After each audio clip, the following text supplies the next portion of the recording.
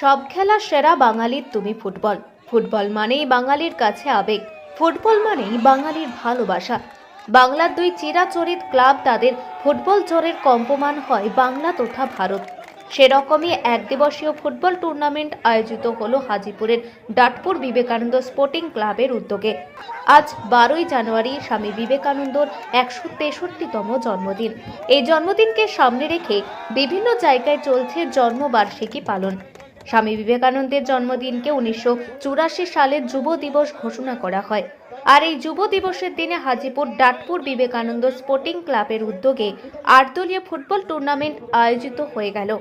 সকালবেলা স্বামীজির প্রতিকৃতিতে মাল্যদান, প্রভাত ফেরির মধ্য দিয়ে যুব দিবসের দিনে ফুটবল টুর্নামেন্টের শুভ সূচনা হয়। তারপর যতই সময় এগিয়েছে ততই ফুটবল টুর্নামেন্টের পারদের মাত্রা চড়তে শুরু করেছে।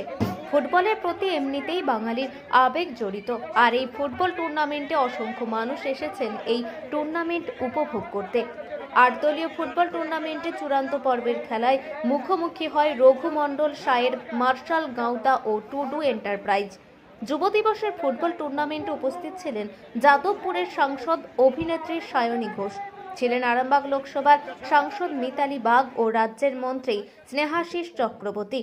এই ফুটবল টুর্নামেন্ট প্রসঙ্গে কি জানা গেল তা অপূর্ব, অসাধারণ, অকল্পনীয়, অনবদ্য। কিছু বলতে পারি। এত এনার্জি, এত স্বতঃস্ফূর্ত ভালোবাসা। আর কিছুটা হলো এই যে আরামবাগে দিদি, আরামবাগে এবং আজকে এই স্বামী বিবেকানন্দ জন্মদিনে কেমন, কি বলবেন? সুপারহিট, সুপারহিট আছে।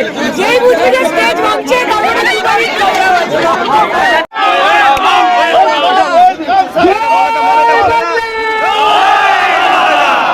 এই আওয়াজ শুনে তো যেখানে আছে একেবারে ফুটে গেছে।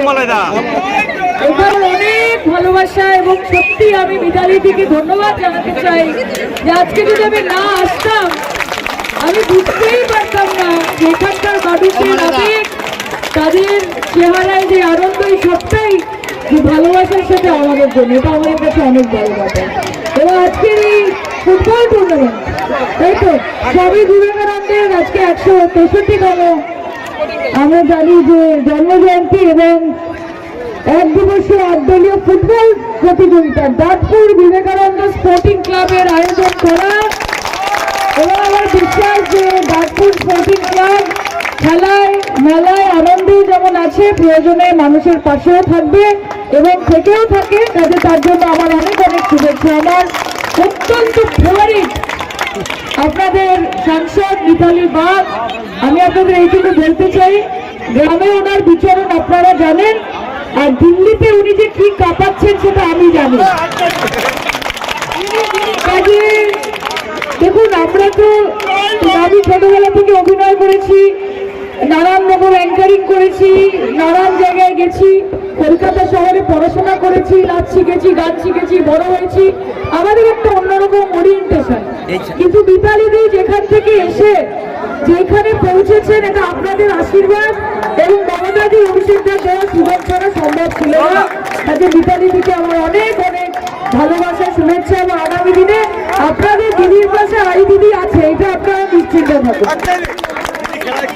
এবং খেলা আমরা শুরু করবো, আপনারা জানেন আজকে যুব দিবস না, তাই আমি বেশি থাকতে পারবো না, তার কারণ আমাকে এখান থেকে বর্ধমান যেতে হবে। কিন্তু এইটুকু বলতে পারি, আবার আসিব ফিরে আরামবাগের ফিরে আপনাদের সকলের সঙ্গে দেখা করতে। আর আমার মায়েরা যখন এখানে আছে, মন চাইছে দুটো লাইন গান আমায় গাইতে।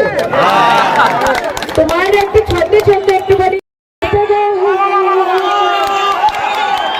একবার বদলে নিতাই ভোর গলে, নিতাই নিতরস বিহারি নিতাই, খেলেক পুরুষ খেলেক নারী, একলা নিতাই হরি নাম নিয়ে জগৎ মাতা, আমার একলা নিতাই তলে, আমার একলা নিতাই, একলা নিতাই, একলা নিতাই, একলা নিতাই হরি নাম নিয়ে জগৎ মাতা, আমার একলা নিতাই। ওই আমার নিতাই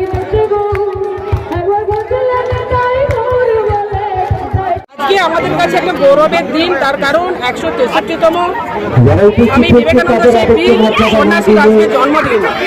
আজকে আমার এটা নিজেই একেবারে মাটির টানে, মাটির গন্ধে যাদবপুর লোকসভার সাংসদ, সবার প্রিয় জনপ্রিয় দিদির খুব কাছের মানুষ সায়নী ঘোষ মহাশয় আমাদের মধ্যে উপস্থিত হয়েছে।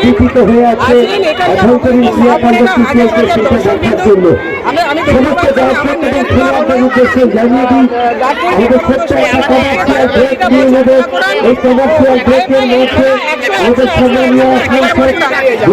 আপনার হাত ধরে প্রথম আপনারই বাড়ি একদম পুঁতেতে সায়নী ঘোষ, কেমন লাগছে?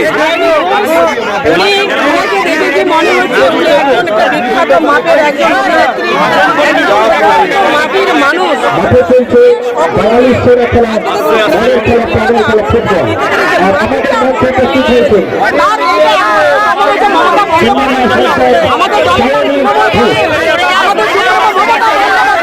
মামাটির মানুষের সরকার, সে মামাটির মানুষের সরকারের উনি জনপ্রতিনিধি, মামাটির মানুষের জনপ্রতিনিধি।